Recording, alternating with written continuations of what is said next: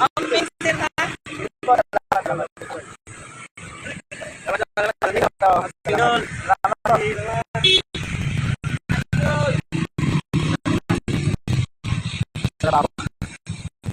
Si naman nung Bisaya Pinas kasi, yan isang kababayan natin na umikot ng Pilipinas na nakabay lang.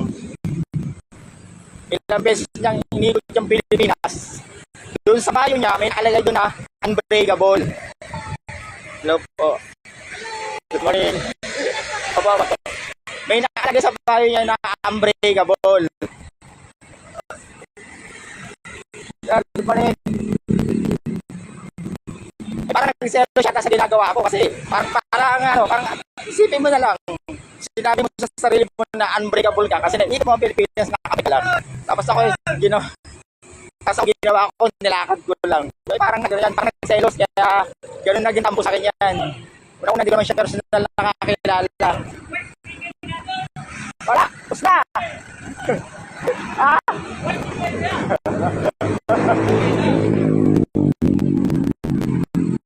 Wala yung kwento ko eh.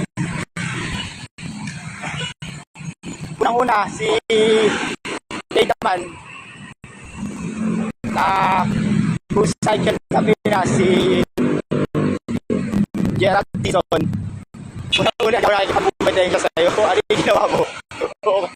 Hindi ginawa mo. Ano yung ginagawa mo? Ginagawa ko lang. Ginagawa ko din ito para sa sarili ko. At sa sarili ko kailan dito ginagawa ito. Kapra nakalim ang kwento nito.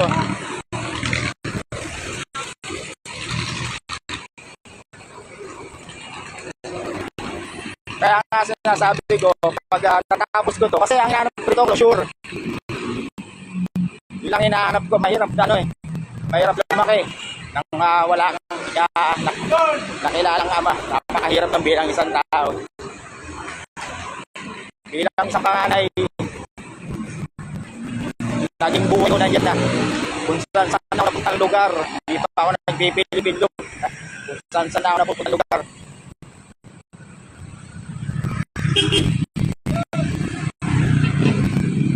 Yung tungkol sa mga bashers natin, kapapasok lang ng mga yan, hindi alam ang kwento yan.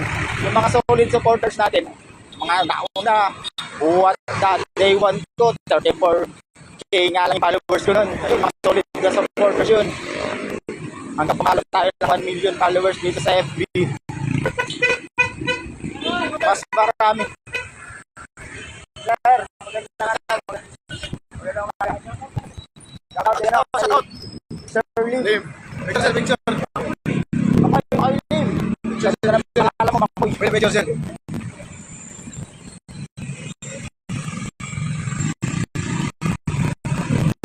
Salamat, sir. Salamat. Salamat. Salamat po eh. Wala na naman ako.